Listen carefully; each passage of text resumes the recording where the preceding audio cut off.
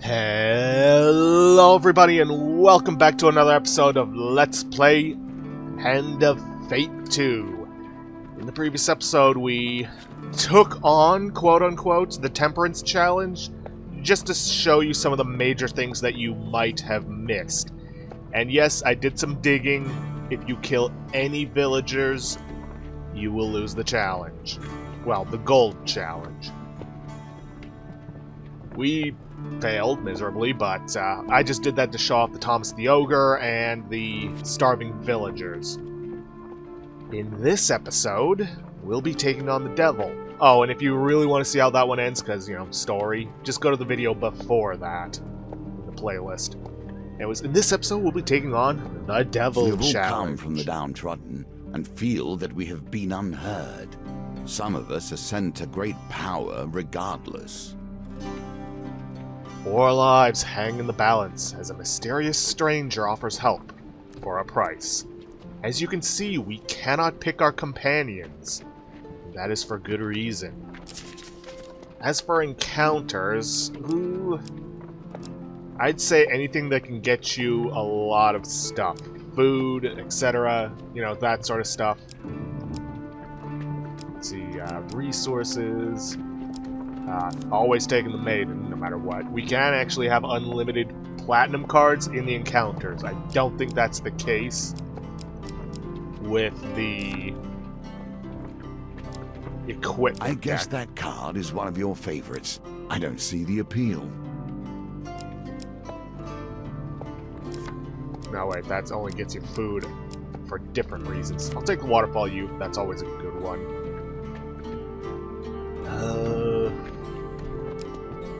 This little bit of gold might be good.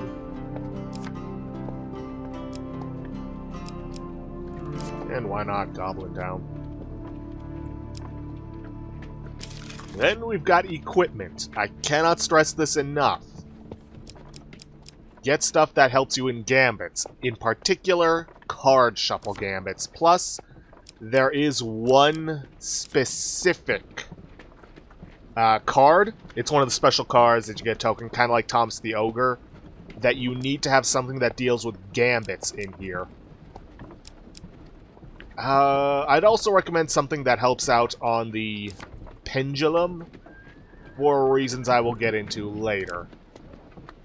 As for combat, may as well get something that helps with the Empire, because, you know, we're going to be fighting against the Empire.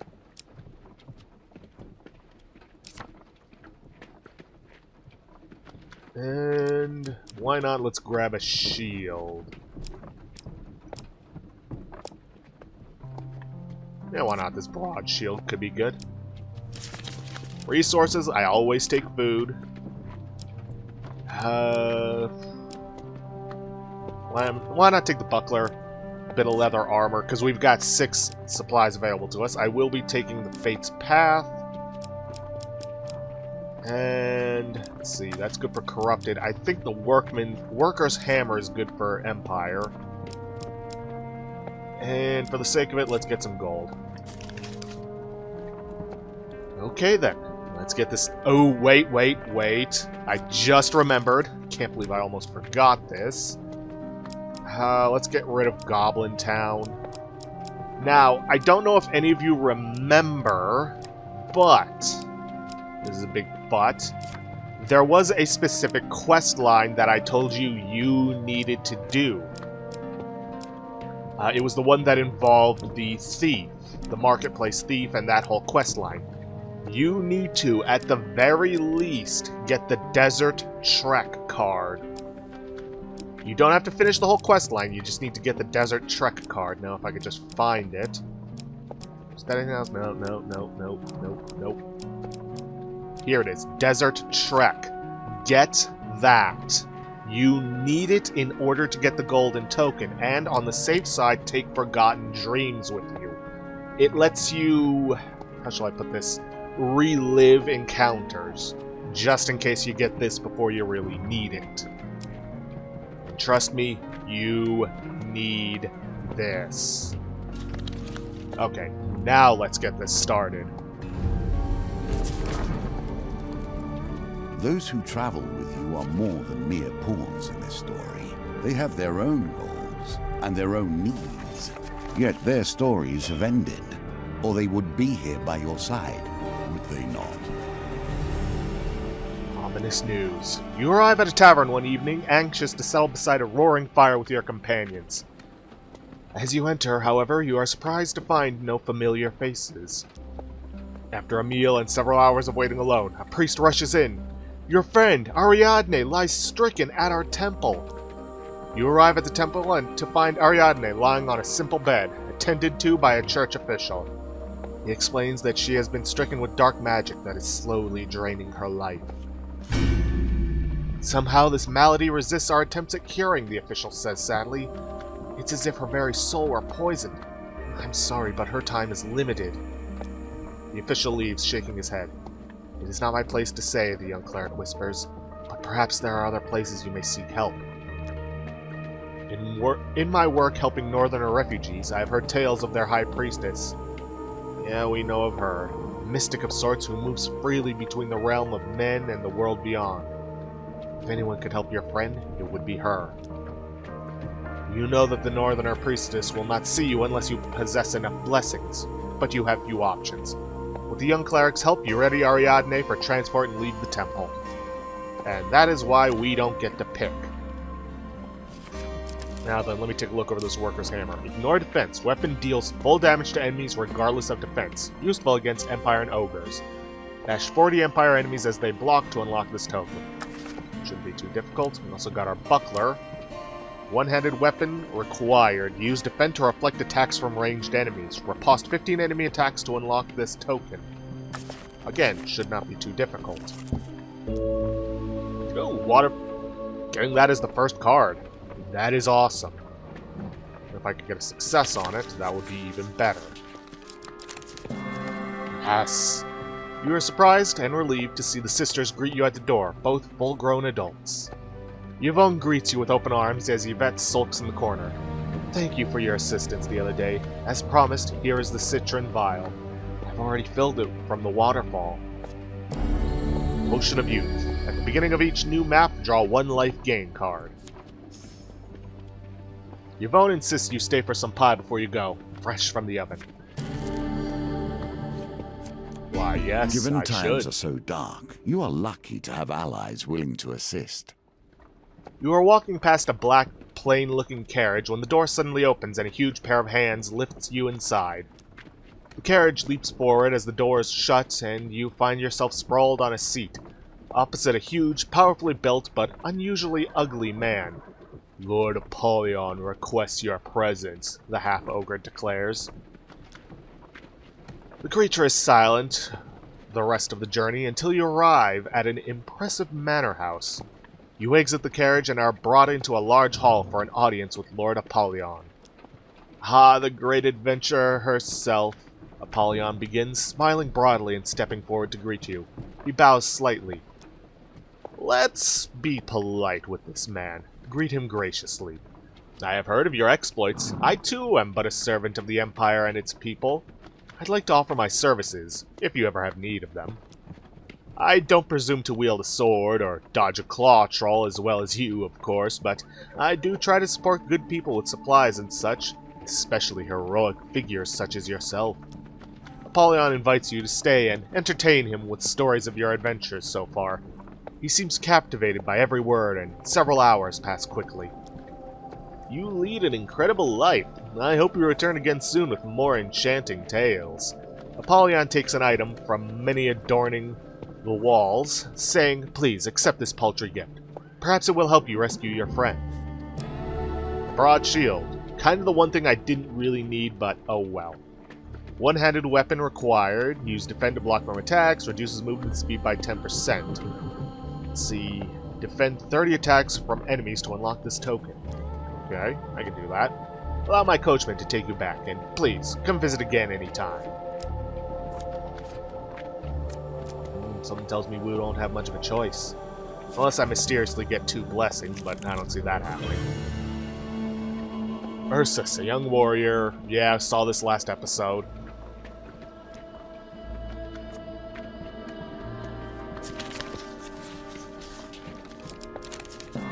Ah, this is the regular success. You find a pair of giant hogs locking tusks. They're too busy fighting for dominance to notice you enter their territory. As you slay the biggest of the two, the other flees, leaving a trail of blood behind. Across the field, a boar knocks Ursus to the ground. The dealer reduces the dice gambit target by 3. That's what I was talking about last video when I said the success is probably preferable if you want food. You continue hunting until the sun begins to set, then haul your kills back to the farmhouse. Ursus paces in front of a pile of dead beasts as the farmer tallies your kills. Back to the bones. I hope you have learned to be their master. Yeah, barely. Well done. You continue to impress. Looks like a tie. For ridding my land of these foul beasts, I offer you both a share of my bountiful harvest. I'm grateful to you both. My fields will be safe once more, says the farmer, embracing his precious flock of sheep. You must ponder the ties that begin to bind. The trap is slowly laid for you. You cross the northern border and prepare yourself for the long journey up Mount Freydis. You are surprised, however, to find a band of northerner warriors waiting for you. The High Priestess is expecting you, the leader of the band declares. Wait, he says, stopping to peer at you intently. Your shadowness, Queen Frost, cannot abide the presence of the impure. You cannot enter the ritual house without sufficient secret blessings. Devils wait in the darkness, but which devil will you focus on? As you pass near a darkened alleyway one evening, a blackened and misshapen hand grasps you, pulling you close to the darkness. You stand at the precipice of ruin. The Dark Lord has taken an interest in your destiny and even now is engineering your downfall. A hunched creature pulls you with surprising strength further into the shadows. But I can help. There's magic that can help you beat him at his own game. We can craft it, you and I. Doing so may test your spirit, but that's better than eternal darkness, hey? He looks up at you, his yellow eyes glowing faintly. Do not fall to despair. We will meet again soon. Yeah, this guy's gonna be important. You have to wonder why anyone would help you. At least my motives are clear. That's true. He did tell us from the very beginning to help him get revenge. You return to the fine mansion of Lord Apollyon and are granted an immediate audience. How goes your quest to save Ariadne? I lack the blessings required to visit the High Priestess. Perhaps I could be of some assistance. I must confess that I have a weakness for games of chance. Apollyon leads you to a table in another room. A set of cards is already set out upon it. This is why you want stuff that deals with card gambits. If you win, then I will provide the blessings you require. Yes, I have the means. You'd be surprised what magical trinkets end up in my possession as part of my work. If I win, then you must pose with me for my next portrait. It will be titled Champions of the Empire. Perhaps I shall have a statue made of us as well. He gestures for you to sit.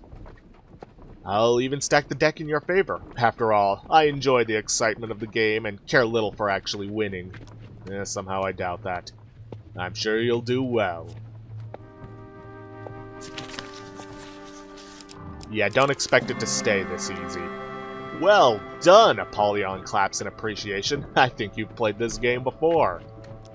Sure. He gestures to a darkly robed man who you fail to notice standing in a shadowed corner. The man comes to stand before you, his deep voice slowly intoning words in a foreign tongue. My associate is a follower of an ancient religion that you may not be familiar with, but rest assured that his devotion is second to none. As you sit through the lengthy ritual, you feel yourself drifting in and out of consciousness, whether from the droning voice or the potent incense being burned you cannot say. Guardian Angel, this is going to be a godsend in this one.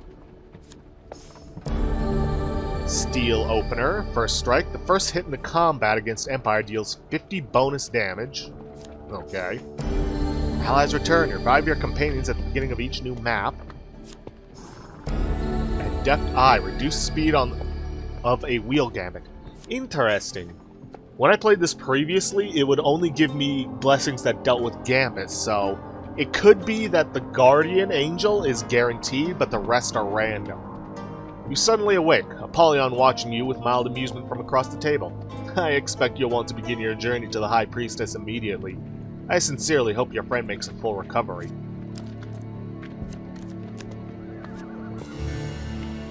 You cross the northern border and prepare yourself for the long journey up Mount Freitas. You meet again with a band of northerner warriors who wait to escort you up the mountain. With their guidance and protection, you quickly find yourself once more in the ritual house of Esmeranthia. I know why you have come, the giantess begins, moving to inspect Ariadne. She quickly sneers, saying, It is no wonder your holy people cannot heal her. This is no minor curse or spell from a magician. The beast of the underworld has tainted your friend's spirit, and without my help, she will die. Esmeranthia pauses to consider you, her gaze boring into your soul. I think your fate will be to one day destroy the one who brings ruin to my people. Until then, the enemy of my enemy is my friend, yes? The Queen of Frost sends you to another room as she prepares a ritual. Many hours later, you are summoned again. You find the Queen standing over Ariadne, who, apart from being famished, appears fully recovered. Leave when you are ready, Esmeranthia declares, turning to leave. But heed my warning, hero. A shadow hangs over your soul. Stray but a little, and you will fail to the ruin of us all. Malaklips told me he was going to the village of Rumstock to investigate a rumor of a magical artifact, Ariadne explains as you leave the ritual house. I was to meet him there some days ago. Unfortunately, I don't think you get platinum companions for this, so yeah. I cannot understand how you come to be here now, given the challenges that have stood before you. As you journey towards Rumstock, you are disquieted by an increasing number of rumors concerning the village. It seems that every traveler coming from that direction has heard of terrible ritualistic murders being performed in the woods nearby. The rumors also suggest the mage responsible has been captured. Disguised himself as a bard, one fellow declares. I saw him with my own eyes, and he has the look of a killer. He has the look of an idiot. Don't worry, there'll be justice served for those poor souls when that necromancer burns at the stake. Oh boy. Well, I can tell you right now, we need fame, that which we don't have. Oh, the maiden. Let's see. Walking through a shady forest, you encounter a young, beautiful maiden. She stops to greet you. For centuries, I have helped the mortals who find themselves lost in my forest, but not once has one helped me until you. Even with your gift, my powers are fated to wither with age once more. Grant me your boon that I might extend my life. In exchange, I will grant you something few mortals have beheld. This is basically just a way of getting the ring that she gives you the first time you give her the potion. But I like the potion too much, so I'm gonna keep the blessing. Very well, adventure. I understand it is hard to part with something so special. Nevertheless, what is it you seek? Supplies. Always supplies. This should bring you great nourishment and sustain you for several days, she says with a twinkle in her eyes. Oh yeah, that'll help. You are camped on the side of the road one moonless night when a familiar pair of yellow eyes suddenly appears beyond the light of the campfire. You have glimpsed your doom, I take it. The curse is in the cards, you know. He limps from the shadows to sit next to you, although somehow the fire fails to illuminate his form at all. The spell will be your salvation and requires several unique ingredients, the cloaked figure explains. The first task will be to harvest the horn of a diabolic creature. I know of one that will be easy to overcome, he says, producing a silver whistle from his cloak. Strike quickly, though, or it may escape and you'll spend countless lifetimes regretting it. The whistle releases a sharp note and a fiery portal appears between the two of you. A short-horned creature steps out as the portal closes again. Hey, Theophilus, you called? The devil asks, looking up at him. The child-sized creature seems oblivious to your presence for the moment. Strike from behind. With a mighty blow to the head, you knock the devil unconscious. Soon you have removed one of the beast's horns and handed it to Theophilus, who places it in a sack made from the same dark material as his cloak. That will do for the first ailment. I must immediately prepare it, Theophilus says, turning to leave. He regards the limp form of the hellspawn. Do not be here when it wakes up, mortal. It will be angry, and you have not the means to kill it. Good to know. Ah, general store. Let's see if I can't buy something good. Ooh, I'd like the Imperial armor, but I don't really have anything to well, I could sell the broad shield. I'm not really going to be using it. Yeah, why not? Although the bullseye would be good later on, but nah, I'm going to take the Imperial armor. That's going to be more useful immediately if I had the fame for it. Oh well. No matter.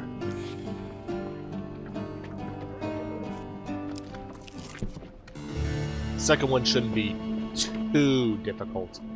You return to the fine mansion of Lord Apollyon and are granted an immediate audience. You say that another of your friends is in peril. Oh, fascinating. You relate some detail as to Malacalypse's current situation. We live in dangerous times indeed, Apollyon says, shaking his head. Do you have a plan to save Malacalypse? Lord Apollyon asks. You explain that you have not yet visited the village of Rumstock to assess the situation. I expect you want to travel there immediately in order to save your friend. Would you like transport there? No thanks. As you wish. Well, I won't delay you any further. Good luck in your quest.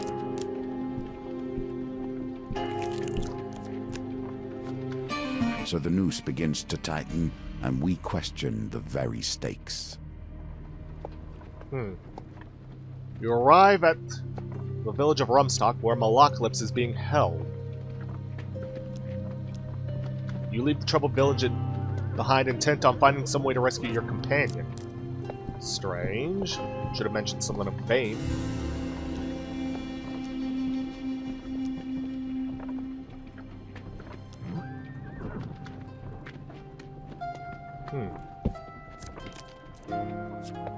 Guess we have no choice but to approach the village.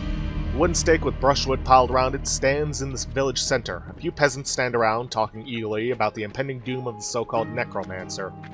You track down the town mayor, who, despite your pleas, refuses to consider sparing the mage's life. The creature is bound head to toe in blessed iron, and he'll stay that way until burning under a full moon. Good, decent folk from this town have been murdered, and I will see to it that they receive justice. You plead for his innocence. And who are you that we should listen? It will take more than the words of a nameless mercenary to free this creature of darkness. Okay, good. I was worried there for a moment. And we need 40 fame. Yay. See, confess that you cannot convince the village of Rumstock to free him. Rumstock. I thought it was Rumstock. Weird. Those dreadful peasants in the provinces can be savage folk, Apollyon declares, but I have a solution. If you'll but play the cards once more. If you win, I will use my considerable influence to spread word of your great deeds in service of to the people. Bards will sing your praises across the empire. The rabble love nothing more than a hero, a real defender of the people. If it helps, I'll even have my personal herald accompany you. Your needs are more particular in this case, so I must insist that you up your ante. If I win, you must stay and entertain my guests with tales of your adventures. What do you say? Does the prospect of another winning hand entice you? Well, I don't have much of a choice. That's the spirit, Apollyon exclaims with a laugh. Yeah, I'm gonna take this offer of help. I need all the help I can get. Ooh, yes, I wish to redraw that. Oh, come on. It is kind of you to volunteer for my little dinner event this evening, but I think we should play again, if only for Malacalypse's sake.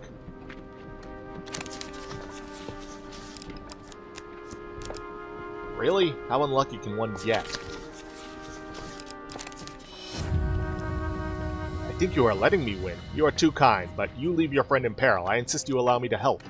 I shall make plans with my associates tonight to support your cause. By the time you reach Rumstock... Yeah, see? Rumstock, not Rumsock. Typo. Your name will be legend. Fame alone has got you here. Let action carry you forward. Your fame in the region grows. After staying through to the end of a long, tedious dinner party with some of the wealthier citizens of the capital, Apollyon thanks you for your time and wishes you luck on your journey.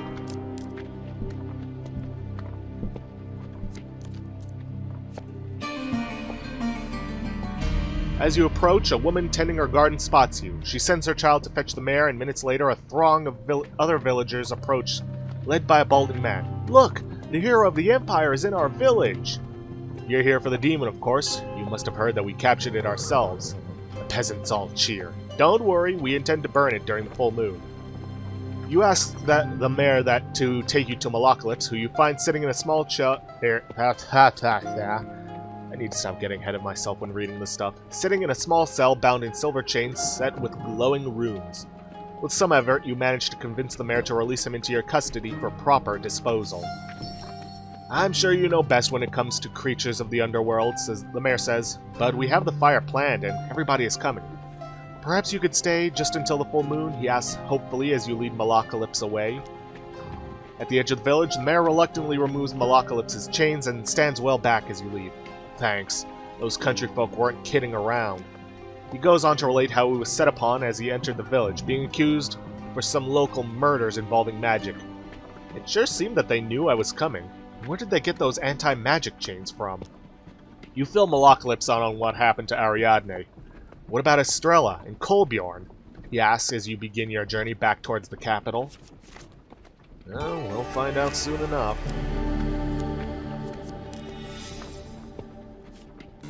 So many enemies await you, and so many would stop you moving forward.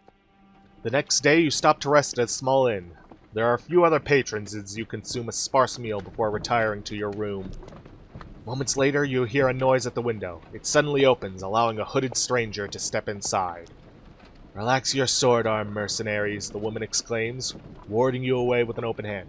"I seek only to deliver a message that your colleague, Kolbjorn, has been acquired by the guild." "You see," she continues, leaning against the windowsill, "with recent setbacks to our income potential, we've had to expand our enterprise with kidnapping and so on. And a rival tribe has an impressive bounty on your friend's head. It's all just business. For only 150 gold, you can buy your friend's life back. Bring the gold to the East Market Square and someone will contact you. Otherwise, well, I can't say how he'll be treated by those barbarians," the cloaked woman says as she ducks back out of the window, vanishing into the darkness once more. Well, shoot.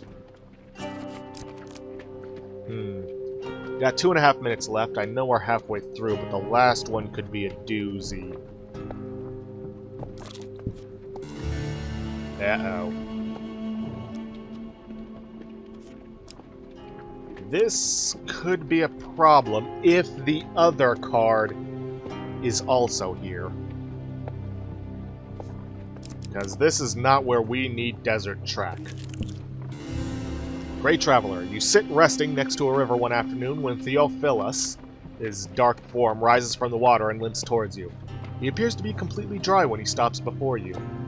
Mortals often contemplate their own doomed existence in the light of the setting sun, but yours is more doomed than most. We should make some progress on your spell.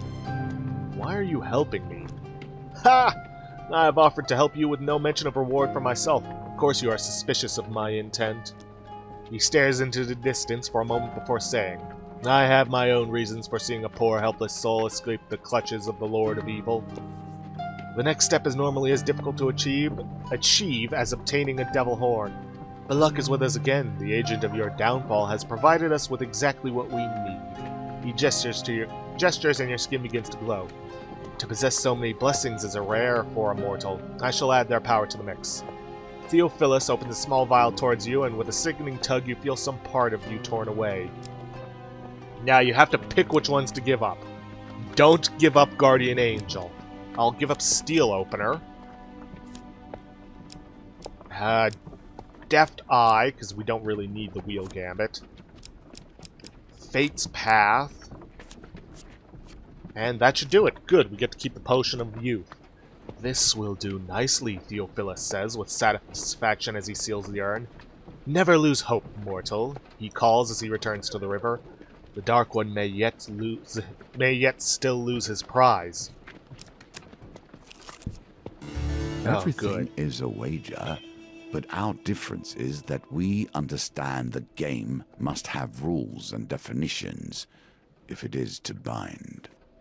This is the thing I was talking about that you need a gambling item in your deck for. You enter a tavern one evening just as a gang of soldiers rise angrily from a table, leaving just as a well-dressed civilian seated. "You cheating son of a harpy," one of them yells. "Gentlemen, please, I cannot help it if Lady Luck has taken to me this fine evening." "Nobody's that lucky," a soldier exclaims, drawing his sword. The other soldiers advance around the table. The unarmed man suddenly leaps from his chair and ducks behind you, saying, "Mercenary, I implore you, I am a humble and honest merchant in need of aid. Save me from this band of treacherous fiends whom I have offended merely by playing fairly a number of games of chance, and I'll pay you with gold." "Hey, that's our gold, Hansel." "I believe we need to defend Hansel from the soldiers. We warned you, stranger." Let's see. Yeah, I've got the worker's hammer.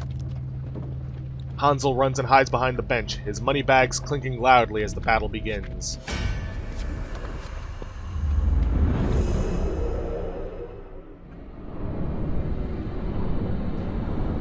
Shouldn't be too difficult to take these guys down. Not with my worker's hammer.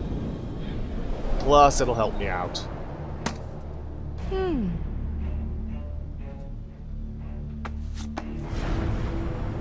There are subtler weapons. There are weapons for delicate and skilled hands. And then there's this. No, we're out of time, but I'm gonna finish this. And yeah, we don't have Platinum Ariadne. Leave some for me!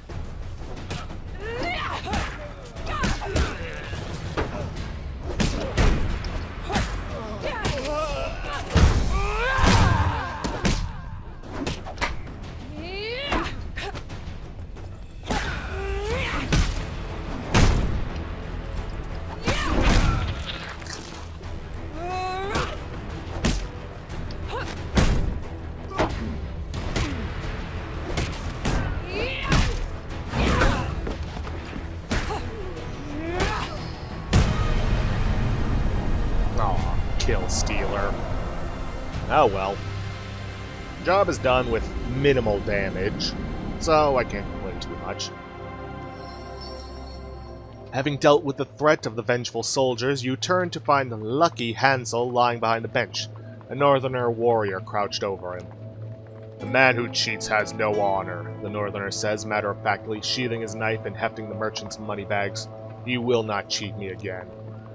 The northerner moves to exit the tavern, gold in hand. Don't try and stop him, search Hansel. And this is why you need a gambling item in your deck. Nicely done. You discover Hansel to be wearing an item that might explain his recent run of good luck. The dealer draws an equipment with a gambit trait. Not what I wanted. I was hoping for the Lord's diadem. As the sound of more Empire soldiers approaching, you decide to follow the Northerner's example and exit discreetly. And with that, we are out of time for this episode. Leaving you on a cliffhanger here.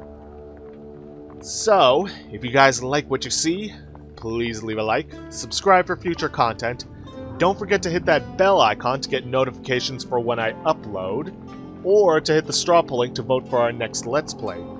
And please, leave a comment down below this episode. I'll see you guys next time. Thanks for watching.